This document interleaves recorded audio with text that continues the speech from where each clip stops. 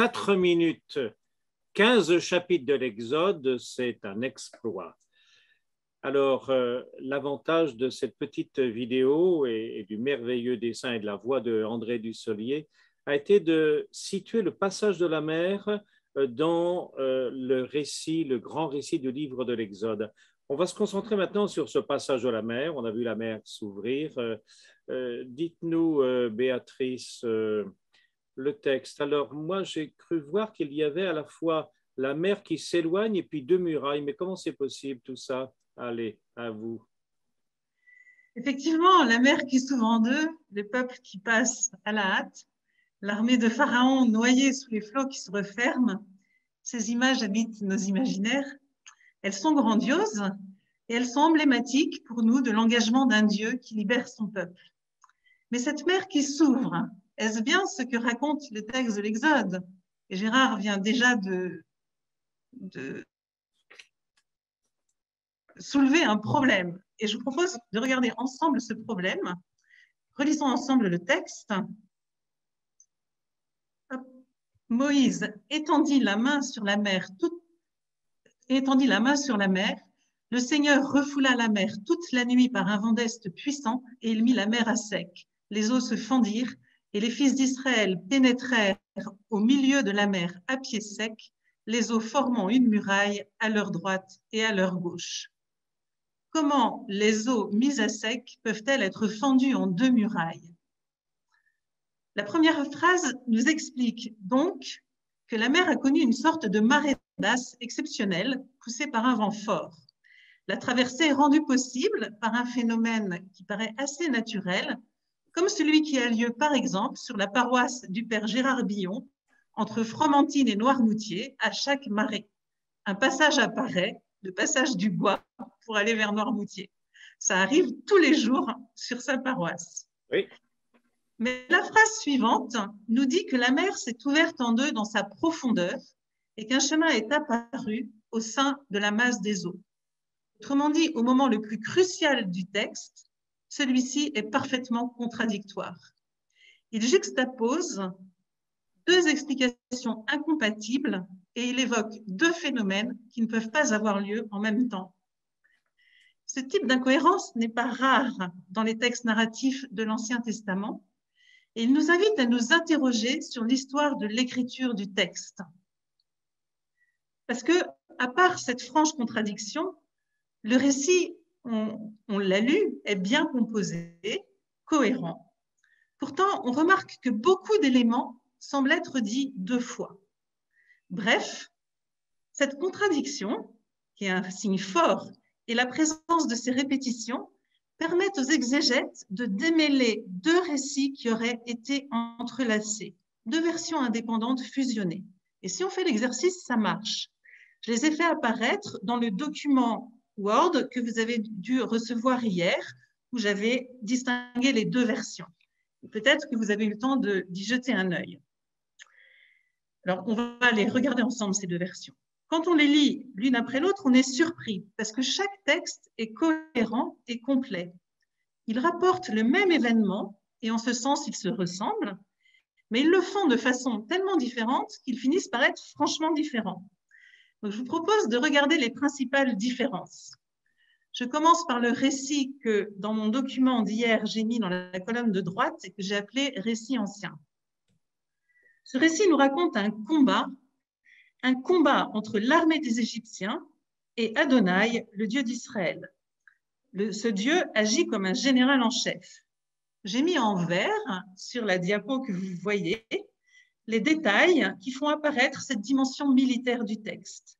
C'est la préparation des chars de l'armée de Pharaon.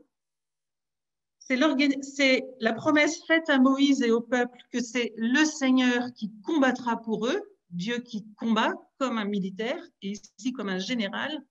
C'est au verset 19 et 20, Dieu qui organise stratégiquement le camp en plaçant l'ange, la nuée de manière spécifique. Et puis Dieu est présent sur le champ de bataille dans la nuée qui semble être comme son poste d'observation. De là, il observe le camp des Égyptiens. Et au moment qui lui semble le plus favorable, il agit lui-même. Il entre dans la bataille en chassant la mer par un fort vent et en enrayant les roues des chars égyptiens. Embourbés, les Égyptiens ne peuvent pas échapper à la vague qui revient. Vous voyez, c'est ici, au verset 25, il bloqua les roues de leurs chars et il rendit la conduite impossible. Vous voyez qu'ici, l'action de Dieu s'inscrit dans un certain ordre naturel. Elle ressemble donc à une très grande marée ou à un tsunami. Un dernier trait de ce récit est à noter. Les personnages sont bien vivants. Ils interagissent et je les fais apparaître en bleu. Les Israélites sont saisis d'émotions. Ils ont peur, ils crient vers le Seigneur, ils interpellent Moïse. Celui-ci leur répond, enfin plutôt il crie vers Moïse et vers le Seigneur. Celui-ci leur répond, on se parle dans ce récit. Et Dieu est là, présent sur le champ de bataille, engagé. Bref, il s'agit d'un épisode de guerre raconté de façon vivante, colorée, une guerre conduite par son général Adonai, qui se révèle un fin stratège. Et l'objectif est clairement énoncé, c'est ce que j'ai mis en jaune, il s'agit du salut du peuple. Et vous verrez le salut que le Seigneur réalisera pour vous. Et puis au verset 30, le Seigneur en ce jour-là sauva Israël. Passons à l'autre récit.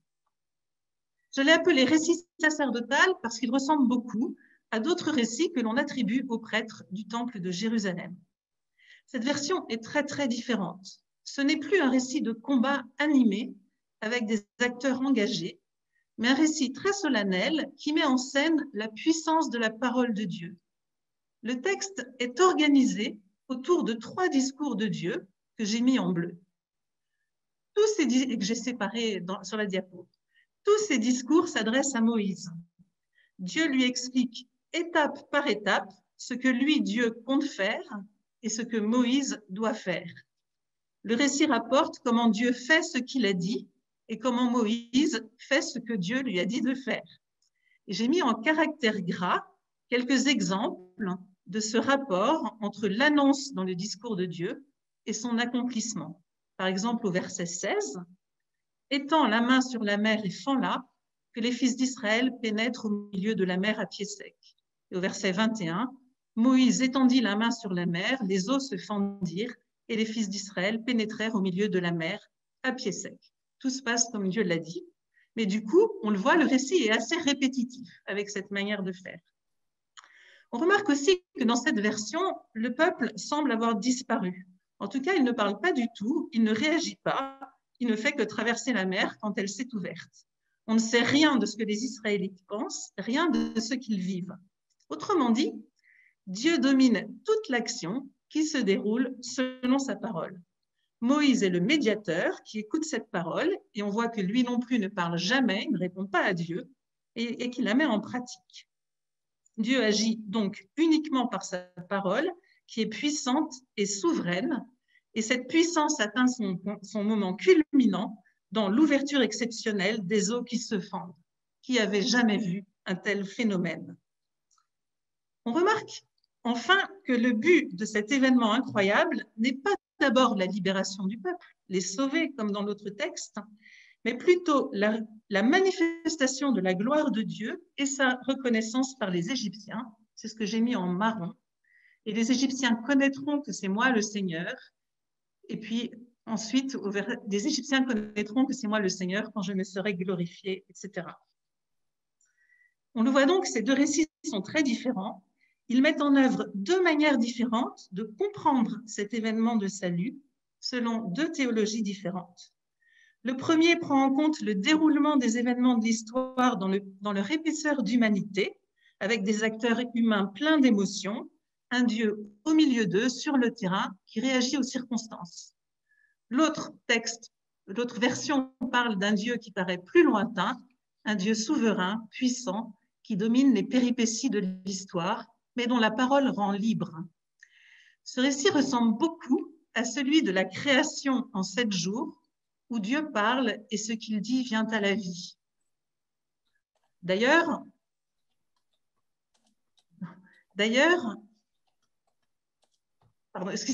la parole du Créateur ne sépare-t-elle pas déjà les eaux en 2 au 2e jour?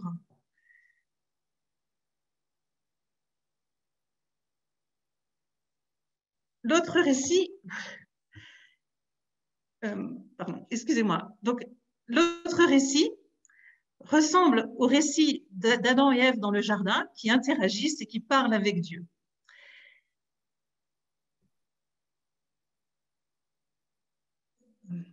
Le travail exégétique fait donc apparaître que les premiers livres de la Bible, et je vais conclure par ceci, peuvent raconter un même événement de manière différente, selon des théologies différentes, selon des sensibilités différentes, comme on dirait aujourd'hui.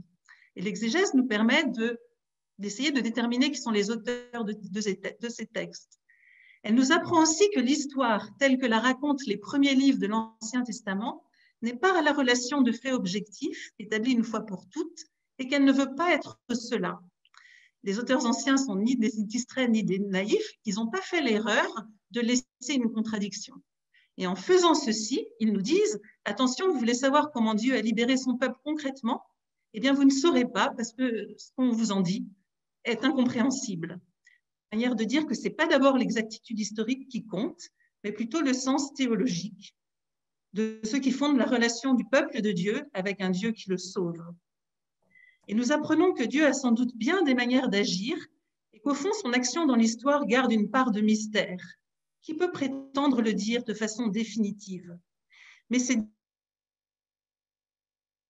différentes théologies ont été fusionnées pour faire un récit plus riche. Et cette fusion signifie aussi que toutes ces théologies différentes ont été considérées comme légitimes et ont été gardées pour faire ensemble quelque chose de plus riche. Autrement dit, étudier ce texte de près, dans sa complexité, c'est se donner une chance d'entrer plus finement dans la richesse du mystère de Dieu. Et je m'arrêterai là. Merci, merci Béatrice. C'était une gageure de nous présenter le texte d'Exode.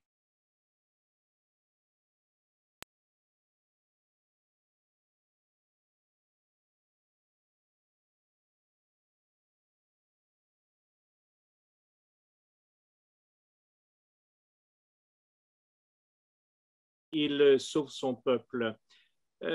Sœur Sophie Ramon, l'événement Exode comme tel, peut-être pas le récit tel qu'on vient de le déboîter, tel qu'on vient de le lire lentement, parce que je crois que c'est ça l'exégèse, lire lentement pour laisser les mots du texte venir jusqu'à nous. Sœur Sophie, cet événement-là, Exode, le passage de la mer, a été médité par bien des poètes, par bien des priants, par bien des sages.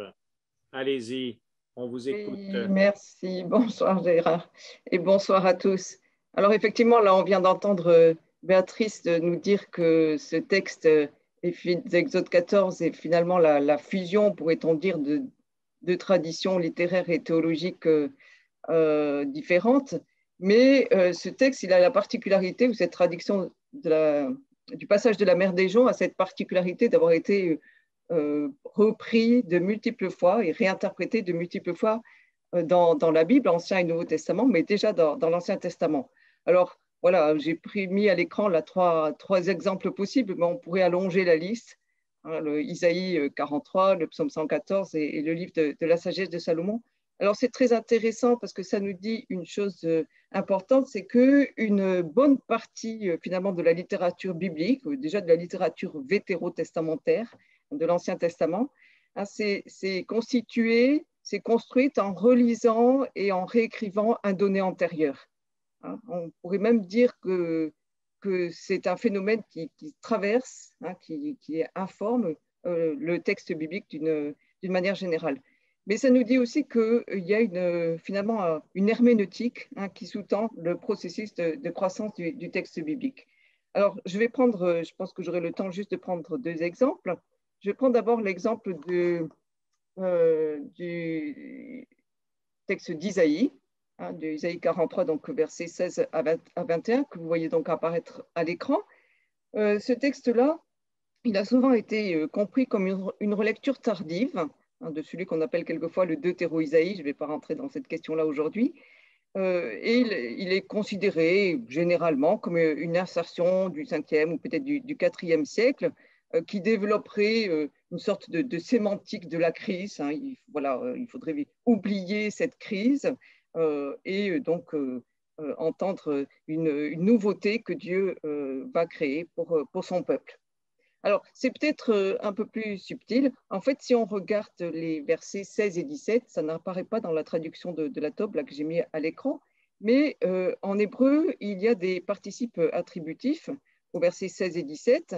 Alors, ces participes, ils disent peut-être déjà quelque chose, c'est-à-dire que ce sont des participes qui soulignent la puissance de Dieu. Dieu est celui qui procure en pleine mer un chemin, il est celui qui mobilise chars et chevaux, etc. Donc, ça nous dit quelque chose de cette puissance de Dieu qui s'engage pour les siens. Et vous voyez évidemment que la référence à l'Exode est tout à fait claire. Il y a en particulier donc l'expression chars et chevaux qui est assez proche de celle que l'on trouve qui vient en écho à celle que l'on trouve dans le livre de l'Exode au chapitre 15, verset 1, dans le chant que chantent les Hébreux après avoir passé la mer des joncs. Et donc, on a là finalement la suggestion que ce que Dieu a accompli dans le passé, on ouvra une voie hors d'Égypte pour son peuple, c'est au fond paradigmatique de ce qu'il accomplit chaque fois qu'il agit en faveur des siens. Donc on a finalement subtilement le rappel de cet agir divin fondateur d'Israël et qui devient comme une sorte d'annonce toujours possible, toujours renouvelable de ce que Dieu peut faire pour les siens. Et vous remarquerez d'ailleurs ici, dans ce texte-là, que l'ennemi vaincu n'est pas nommé. Son identité reste donc en quelque sorte potentiellement ouverte. Il y a une sorte d'indétermination, délibérée, qui du coup permet de multiples actualisations. Alors, on va le voir dans le contexte du livre d'Isaïe, on peut évidemment comprendre que chars et chevaux, troupes et corps d'assaut, ça renvoie aux Babyloniens. Et donc, il y a une actualisation du passage de la mer dans le contexte de la domination babylonienne. Mais en fait, c'est implicite, ces ennemis vaincus ne sont pas nommés, de sorte que le texte se prête encore à de multiples actualisations et à de multiples réinterprétations.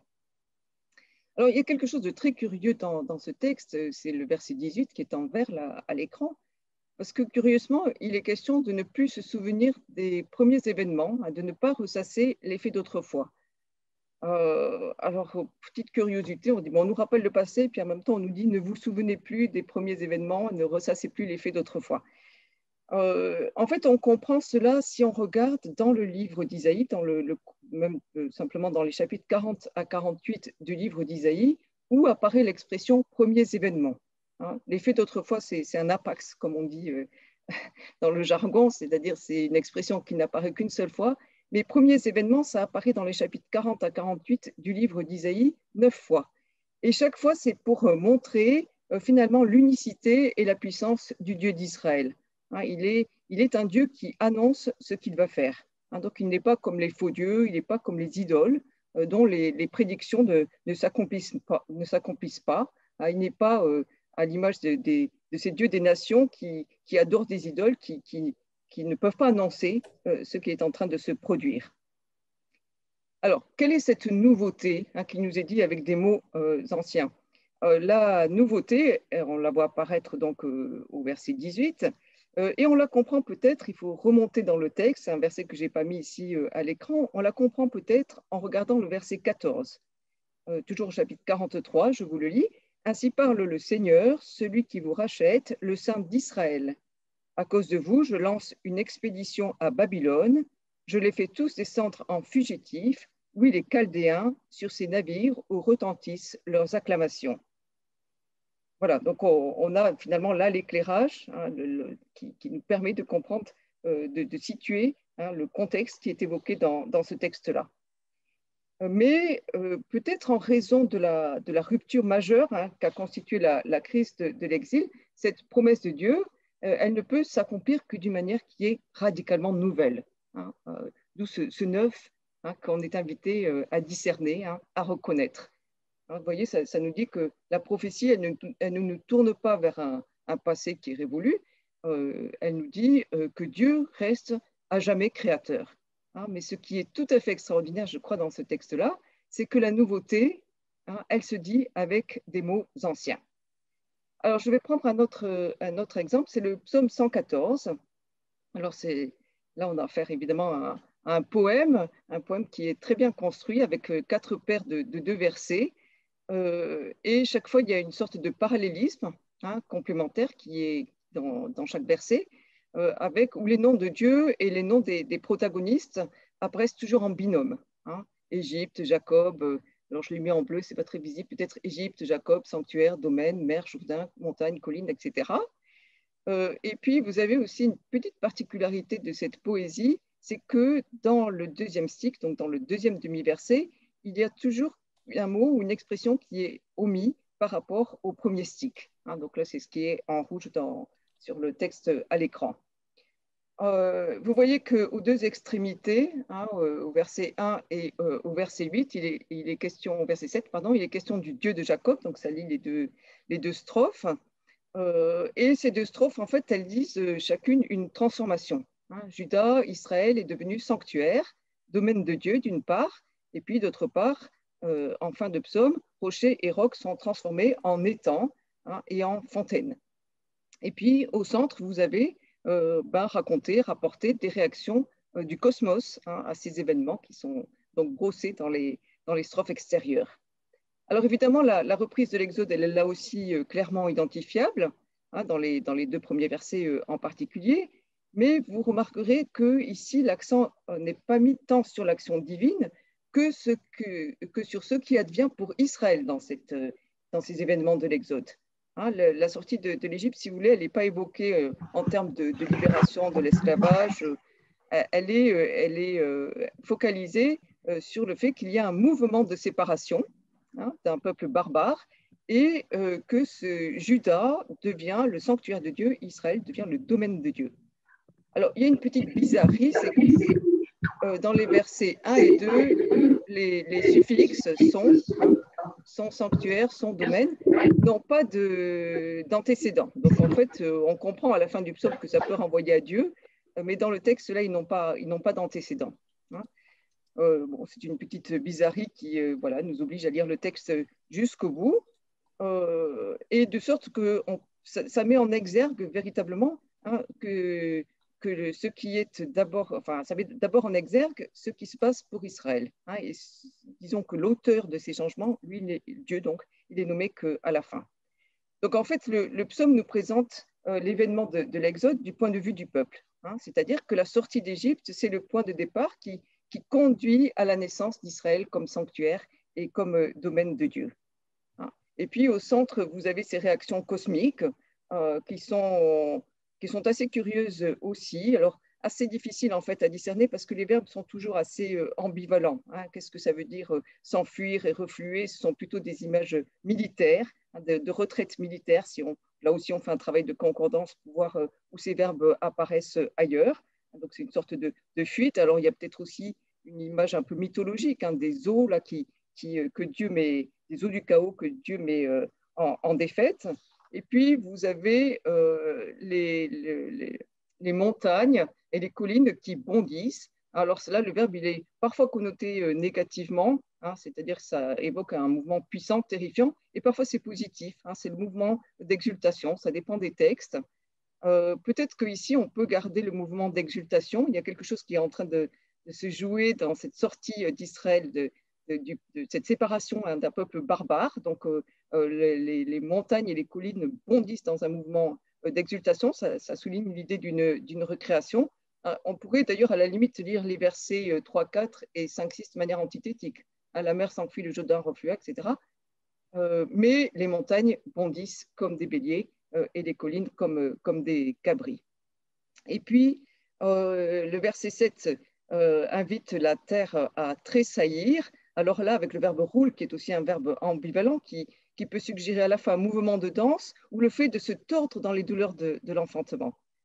Donc, vous voyez, il y a quand même l'idée d'une recréation, d'un enfantement qui est bien souligné quand on prête attention au vocabulaire du texte.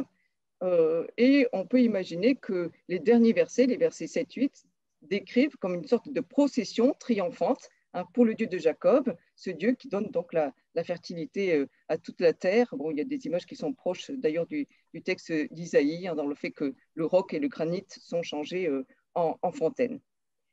Donc, je vais aller un peu vite. Merci, Sophie. OK. Merci Sophie. On ne peut pas tout évoquer les textes de sagesse et nous allons passer donc des poètes que sont Isaïe et le psalmiste. On fait quelques sauts en avant pour voir finalement, je crois que Saint Paul, il est beaucoup moins poète que ceux que nous venons de parcourir avec Sophie.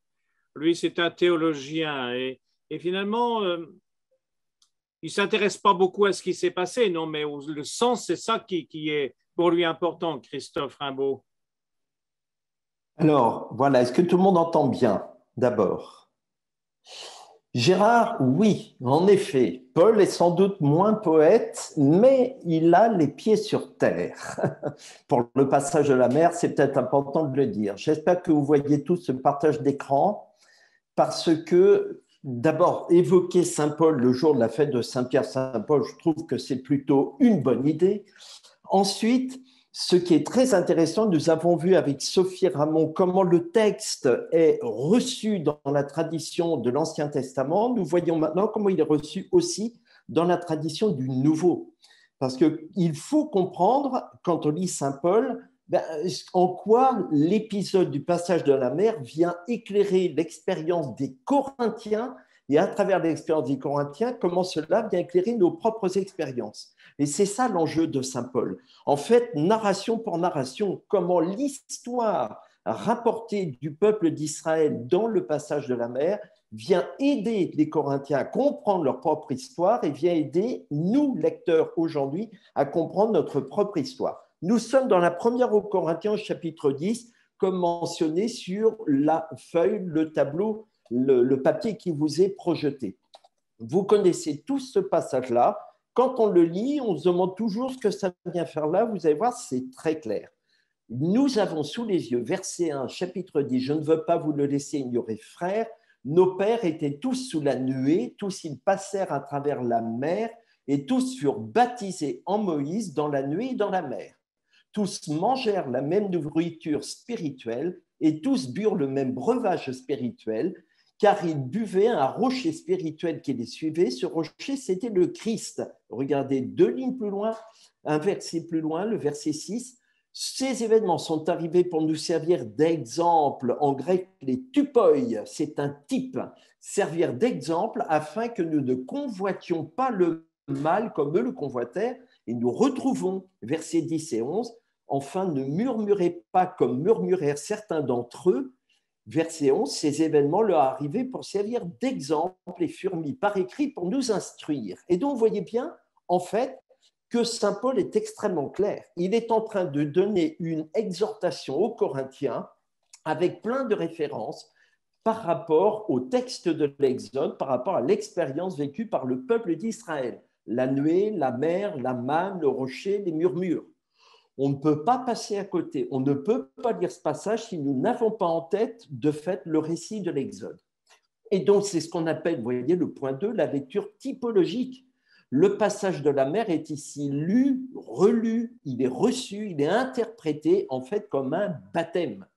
Et la nourriture spirituelle et le breuvage spirituel, le rocher source qu'est le Christ, en fait, il y a une double allusion au baptême et à l'Eucharistie, comme clé et fondement du développement qui suit dans la lettre aux Corinthiens. Autrement dit, pour fonder ce qui justifie, ce qui donne à la communauté d'être une communauté en tant que telle, c'est d'une part le baptême, d'autre part l'Eucharistie. Et il est en train, Paul, de justifier sur le baptême et l'Eucharistie en prenant appui sur l'histoire du peuple d'Israël, eh bien l'appel, la recommandation qu'il fait aux Corinthiens de résoudre les problèmes qui sont les leurs. Et donc, il inscrit l'histoire du salut, en fait, qui se continue depuis le peuple d'Israël jusqu'aux Corinthiens, jusqu'à nous, lecteurs, aujourd'hui. Et ce qui est important, c'est donc nous sommes dans une attitude, dans un processus d'interprétation et d'actualisation des événements de l'Exode.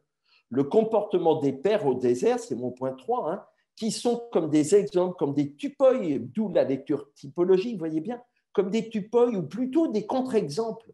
C'est-à-dire qu'eux n'ont pas bien agi, ne se sont pas bien comportés, ils sont morts. Eh bien, vous, Corinthiens, ne faites pas comme eux. Vous traversez vous aussi des épreuves. Eh bien, regardez comment le Seigneur, si vous l'accueillez, comment le Seigneur, et vous accueillez ma parole, comment le Seigneur va vous tirer, vous sortir des épreuves qui sont les vôtres. De même qu'il est intervenu dans l'histoire du peuple d'Israël, de même il intervient dans votre propre histoire. Quel était donc le contexte? Et c'est ça qui est important pour nous, lecteurs, aujourd'hui, c'est le point 4, de reconnaître un double contexte que nous donne saint Paul, le contexte historique, nous le savons tous, les Corinthiens étaient divisés. Dès le début, Paul parle de schisme dans la communauté de Corinthe, et d'autre part, il se fie à des idoles. Leur foi n'est pas tout à fait ajustée sur le Christ, et bien ils vont vers les idoles. La preuve, c'est qu'ils se mettent à manger des viandes offertes aux idoles. Ou alors, ils considèrent la sagesse dans la pensée grecque comme une idole. La course à la sagesse les détourne de la sagesse réelle qui est celle de Dieu. Ils doivent préférer la folie de la croix à la sagesse présumée des hommes. Et il faut ensuite remettre dans le contexte littéraire. C'est-à-dire que ce passage, nous ne pouvons le comprendre avec cette référence au passage de la mer que dans l'ensemble des chapitres 8 à 11, qui ont comme thème fédérateur croisé la nourriture offerte aux idoles et le repas du Seigneur. Vous ne mangez pas le repas du Seigneur parce que vous ne vous attendez pas. Donc vous prétendez partager le repas du Seigneur, référence à l'Eucharistie et à la manne. Eh bien, de fait, vous, Corinthiens, il faut absolument vous recentrer sur l'unicité du corps du Seigneur. C'est le deuxième thème, le corps sacramentel, l'eucharistique, l'unicité du corps du Christ et le corps ecclésial. Il va appeler au chapitre 11 à discerner, au discernement du corps. Je ne peux pas partager ou consommer ou vivre le repas du Seigneur si, en même temps, je m'ouvre aux idoles. Et je ne peux pas prétendre partager le repas du Seigneur en communauté si nous ne nous attendons pas les uns des autres, si nous ne faisons pas corps. Et donc, Christophe, pouvons-nous aller brièvement pour le rituel du baptême, s'il vous plaît? On y arrive. Voilà, justement. Le temps nous est compté, merci. Et ensuite, les chapitres 12 à 14 sur le corps ecclésial, l'unité du corps avec des membres. Et donc, si nous avons en tête cette actualisation dans les chapitres 10 et 11, eh bien, nous avons aussi à comprendre comment le rituel du baptême et dans la veillée pascale, nous comprenons cette actualisation que fait saint Paul dans 1 Corinthiens 10. Je rappelle la prière après la lecture d'Exode 14 à la veillée pascale. Seigneur notre Dieu, dans la lumière de l'Évangile, tu nous as donné leur sens, tu as donné leur sens au miracle accompli. Nous, on reconnaît dans la mer Rouge, dit le texte de la liturgie, l'image de la fontaine baptismale et avec la dimension de libération par rapport à la servitude, donnant donc au baptême toute cette dimension de libération. Et puis, nous le retrouvons dans la bénédiction de l'eau baptismale. Seigneur, tu accomplis des merveilles dans tes sacrements. Au cours de l'histoire du salut, tu t'es servi de l'eau pour nous faire connaître la grâce du baptême. Voyez bien, avec saint Paul, nous comprenons l'actualité du passage de la mer, non seulement pour les Corinthiens, mais aussi pour nous aujourd'hui, y compris dans la dimension sacramentale. Merci Christophe. Je passe tout de suite la parole à Isabelle. Bonjour Isabelle. Donc vous êtes responsable à la fois du catéchuménat, oui, c'est bien ça, catéchèse et catéchuménat. Il faut peut-être que votre micro soit activé, s'il vous plaît. Oui, c'est fait normalement. Voilà. Est-ce que vous m'entendez tous? Nous vous entendons. Allez-y. Oui, bonsoir. Merci Gérard. Alors, je ne suis pas responsable du catéchuménat, mais j'ai la chance de faire partie du service national de la catéchèse et du catéchuménat. Alors, mon propos sera simple. Il va essayer de répondre à une question que peut-être vous vous posez tous. Vous avez entendu Christophe, vous avez entendu Béatrice, vous avez entendu Sœur Ramon. Et voyez bien comment l'exégèse ainsi déployée ouvre des portes de sens pour accéder au cœur de ce que le texte veut nous transmettre. Mais il y a une question que tout à chacun, tout croyant se pose. Comment moi je peux avoir accès? Quelle est ma légitimité pour entrer dans l'intelligence de ces textes? Et moi je vous propose, eu égard au souci de la formation de tout agent pastoral désormais on l'entend bien dans la bouche d'un pape François, appelé à être un disciple missionnaire, ce besoin de se former, je vous propose de relire juste un extrait du paragraphe 175 d'Evangelii Gaudium. Le pape nous dit la chose suivante. L'étude de la Sainte Écriture doit être une porte ouverte à tous les croyants. C'est une référence à Verbum Domini 1. Il est fondamental que la parole de Dieu révélée féconde radicalement la catéchèse et tous les efforts pour transmettre la foi. L'évangélisation demande la familiarité avec la parole de Dieu et cela exige, et c'est là que j'attire votre attention, que les diocèses, les paroisses et tous les groupements catholiques proposent une étude sérieuse et persévérante de la Bible tout en promouvant la lecture orante, personnelle et communautaire. Je voudrais, pour illustrer ce passage d'Evangelii Gaudium, ancrer mon propos à partir d'une constatation que nous faisons tous au service national, partant d'une certaine relecture des documents catéchétiques. Vous savez que les documents catéchétiques ne s'adressent pas simplement aux acteurs de la catéchèse, mais de la catéchèse au sens large, tel que nous appelle le pape François, c'est-à-dire tout acteur qui, à un moment donné, va être en charge de transmettre la bonne nouvelle à ceux qui viennent s'adresser à eux et les suivre. Et on note dans ces documents, et plus largement dans nos parcours de catéchèse ou de catéchuménat, que la parole de Dieu n'a pas toujours la place qu'elle devrait avoir si on prend au sérieux ce que dit le Concile Vatican II sur la révélation divine et sur les sources de la catéchèse que sont la parole de Dieu, à la fois comme écriture et comme tradition.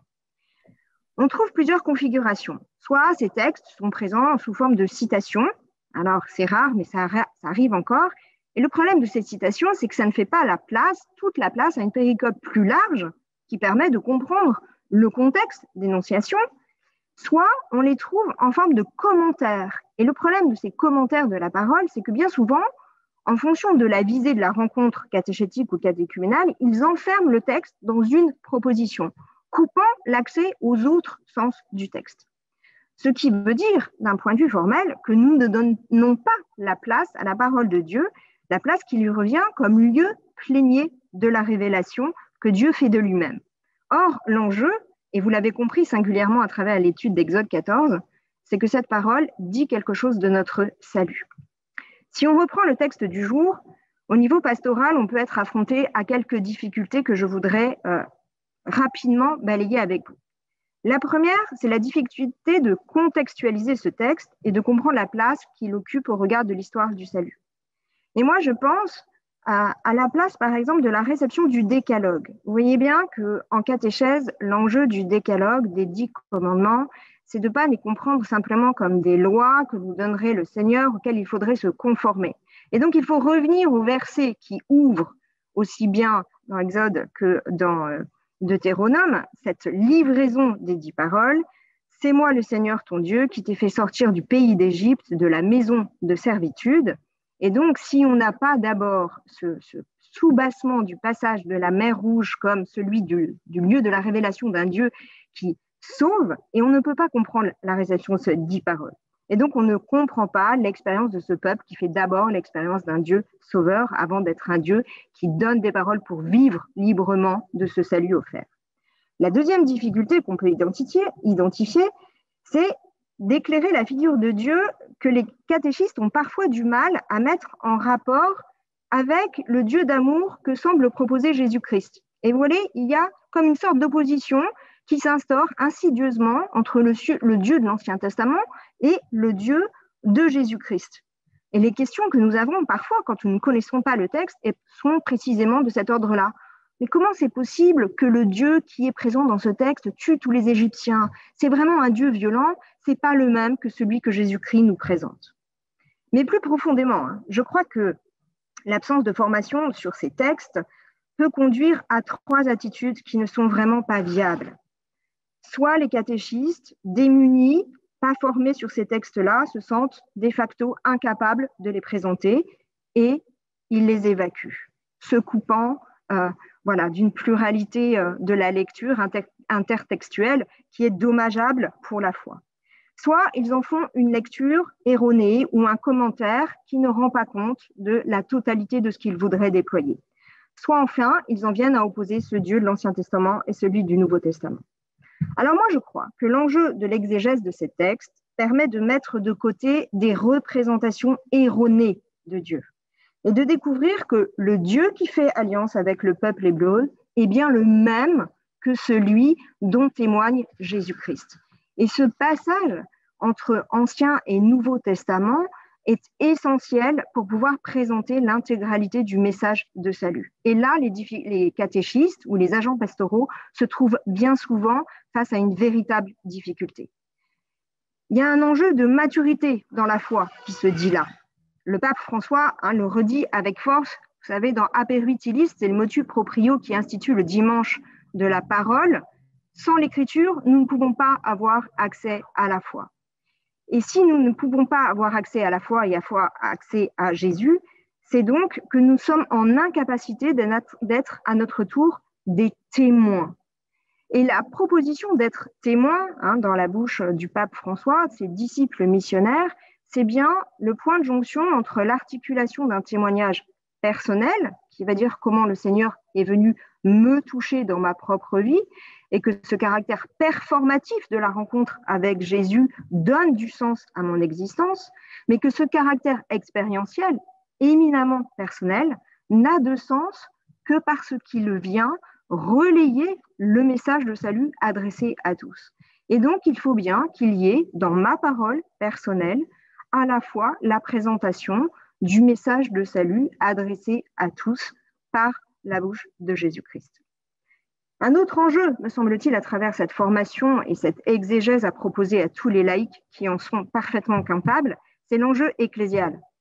Il faut que les laïcs auxquels l'Église confie des missions soient familiers non seulement de cette lecture personnelle et orante de la parole de Dieu, mais qu'ils soient équipés de manière objective pour mettre en route le processus de lecture auprès de ceux auxquels ils s'adressent. Christophe venait de l'évoquer à l'instant.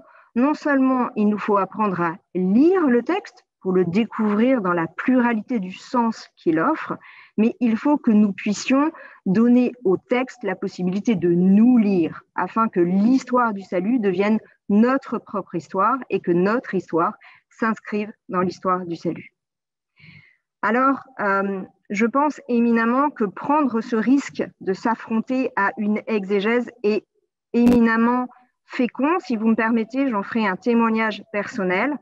Quand j'ai été convertie à l'âge adulte, j'ai fait cette rencontre bouleversante, mais très rapidement, je me suis sentie démunie. Je n'avais pas fait d'exégèse et je ne me sentais pas légitime à ouvrir le texte.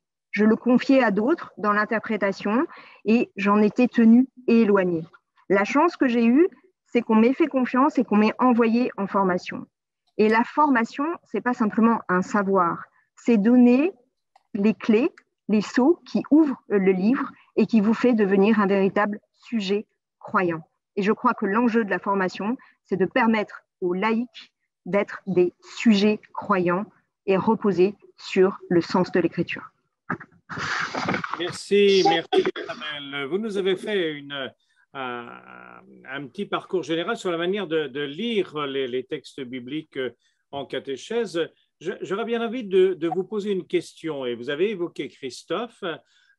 Pour saint Paul, finalement, les textes de l'Ancien Testament qui nous sont transmis, alors que pour les psaumes, ce sont des supports pour la méditation et pour véritablement entrer en relation avec Dieu. Ça, c'est le psaume 114. C'est aussi Isaïe d'une autre manière.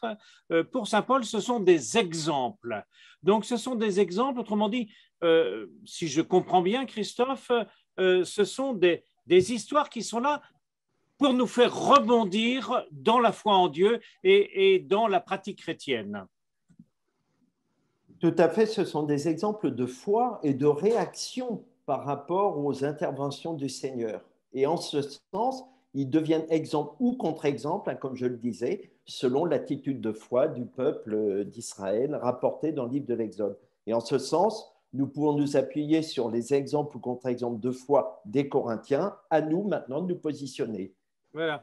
Isabelle, finalement, est-ce que tous les textes bibliques ne sont pas proposés aujourd'hui comme justement des exemples ou des contre-exemples, puisqu'on nous présente parfois des contre-exemples? Pharaon est un contre-exemple, des exemples pour nous faire grandir dans la foi et dans dans la fraternité chrétienne.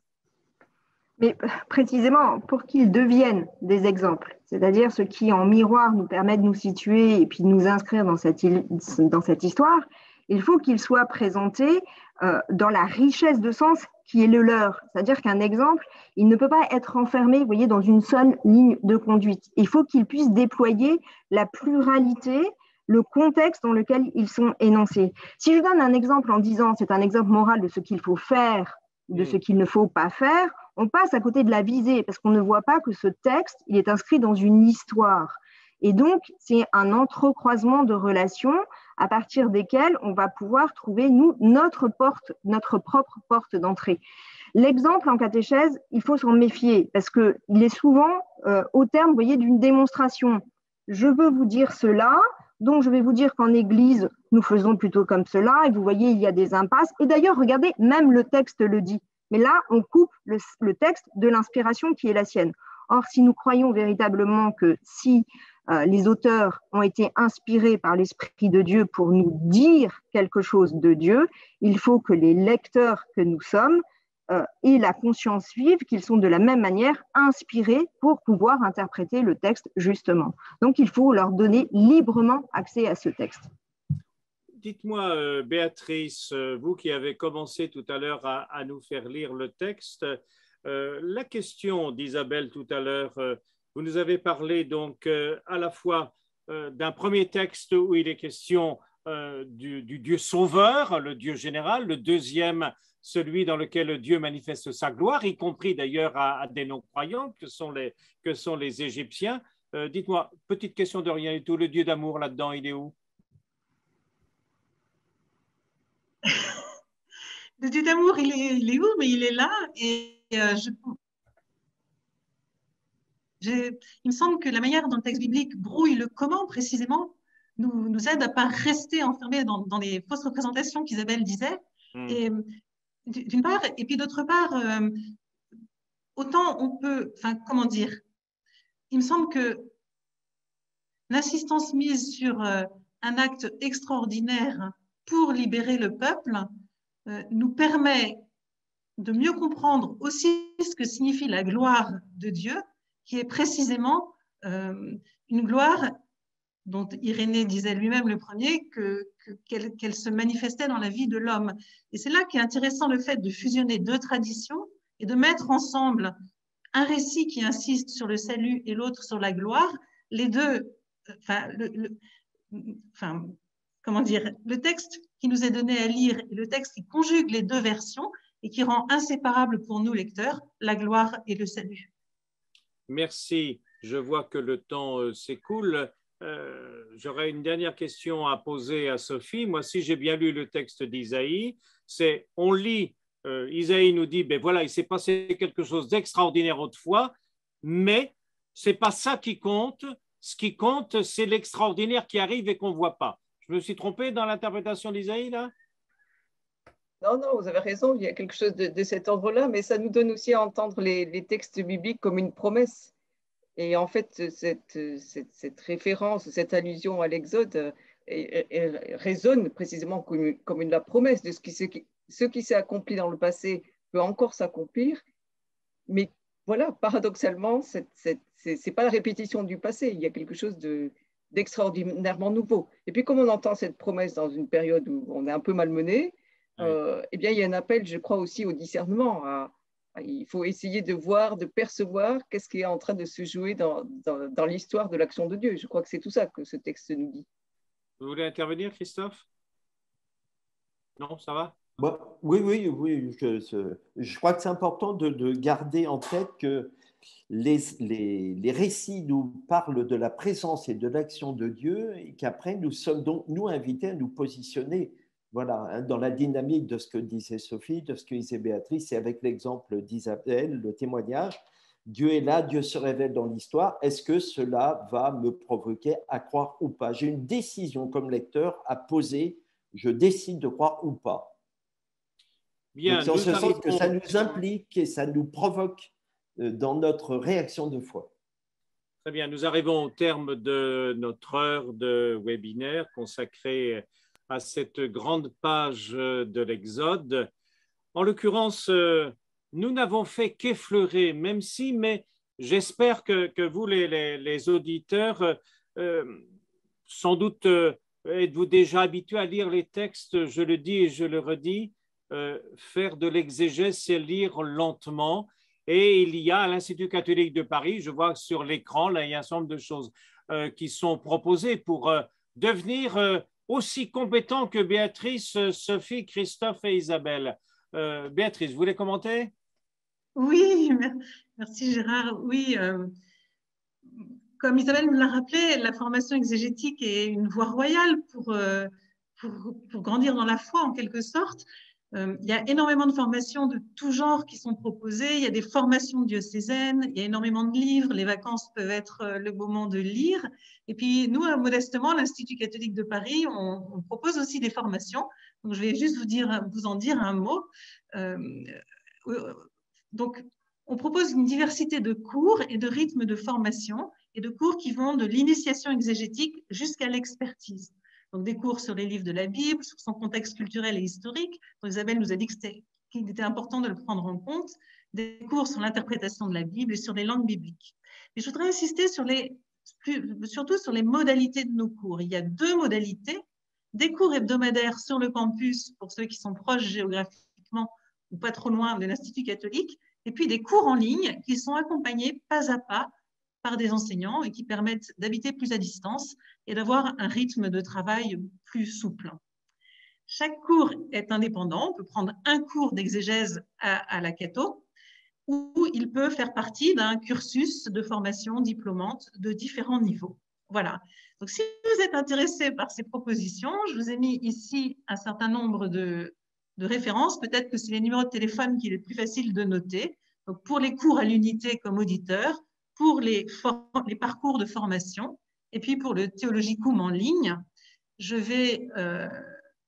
on pourra mettre ces coordonnées à disposition pour ceux qui ont participé au webinaire. Je vois qu'une question se pose, Gérard. Voilà. Donc, voilà les formations qu'on voulait vous proposer et vous faire connaître. Et on souhaite à chacun de trouver le chemin de son approfondissement de la lecture de la Bible. Alors, il y a une question assez importante pour Isabelle. Je pense que vous pouvez la prendre, Isabelle. Alors, je lis la question peut-être à voix haute pour tout le monde. Pourquoi la Trinité est-elle aussi discrète dans la pratique de l'accompagnement catéchuménal des adultes? Cela n'entraîne-t-il pas le risque pour le catéchumène d'une vision réductrice de Jésus à sa seule nature humaine et donc d'occulter sa nature divine en tant qu'une des trois personnes de la Trinité? Est-ce que cela ne contribue pas à rendre plus compliqué une bonne intelligence de la liturgie pour le catéchumène? C'est une grande question. D'autant que vous avez 1 minute. Oui, voilà, très bien. Merci Gérard, c'est gentil de me le rappeler. Je n'ai pas la réponse à cette question. Il me semble que le mystère chrétien tel qu'il se déploie dans le parcours de catéchuménat prend son temps précisément. Ce à quoi aujourd'hui sont attentifs les accompagnateurs de catéchumènes, c'est précisément de rejoindre les personnes dans l'histoire là où elles en sont, d'essayer de les accompagner, de les ouvrir à la profondeur du mystère. Et c'est vrai qu'on n'a pas velléité dans un parcours de catéchuménat à déployer la totalité. Et puis c'est vrai qu'on a une tendance, et ça on le note depuis un certain nombre d'années, à peut-être à réduire à la personne de Jésus comme l'unique moyen d'accès, mais quand on dit cela, en fermant un petit peu la notion de Jésus qui ne fait que nous ouvrir à Dieu. Jésus ne fait que témoigner, il est celui qui laisse voir le Père et l'Esprit. Mais moi, j'ai plutôt confiance dans les parcours de catéchuménat et je ne sais pas, peut-être que cette question se pose souvent, mais faisons confiance aussi à nos acteurs accompagnateurs de catéchumènes. Ce n'est pas vraiment une réponse, mais en tous les cas, une main tendue vers ceux qui le font et qui le font avec beaucoup de bienveillance et beaucoup d'enthousiasme. Merci Isabelle. Alors, on me dit, mais vous le savez sans doute, que donc, ce webinaire a été enregistré, il sera disponible en replay. Donc, si on veut revenir sur telle ou telle chose, sur les textes qui ont été envoyés, c'est le premier, j'espère, d'une longue série. En tout cas, il y en a d'autres qui seront sans doute proposés.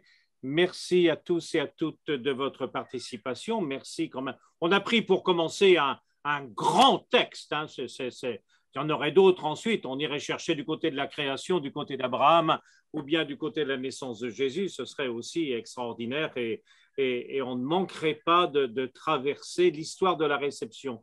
Ce que nous voulons faire, je vais conclure là-dessus, l'événement, on ne sait pas vraiment qu'est-ce qui a eu lieu, mais on a une multiplicité de récits élaborés au cours des âges et qui nous sont laissés pour que nous devenions, nous, désormais, participants et membres du peuple de sauver. Et sauver à la fois de l'oppression générale, mais sauver en Christ et sauver du péché. Je commence à devenir théologien. Il est grand temps que nous terminions. Et bienvenue sur l'île de Noirmoutier si vous passez par là.